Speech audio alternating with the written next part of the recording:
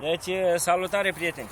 Am revenit de data trecută, am revenit cu modelul care deja am eșuat din cauza aripii, pentru că avea portanță prea mică.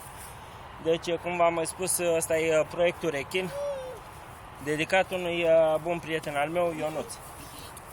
Acum am făcut altă aripă, deci n-am modificat absolut nimic decât aripa. Deci să vedem acum ce înseamnă și o portanță mai mare.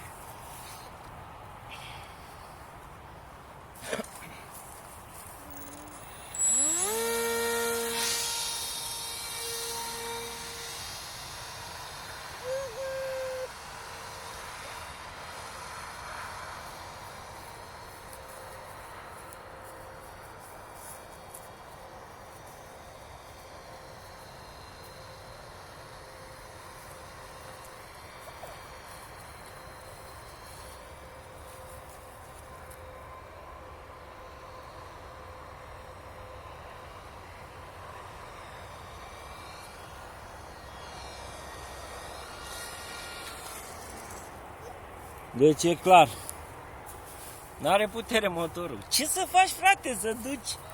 Ce să tragi? Tragi la căruță cu mărțoagă, dacă nu poți. Trebuie alt motor. Ionuț, trebuie alt motor, ceva la 3000 de kW, așa, să fie în forță acolo. Nu dai pișcărici, nimic. Sus.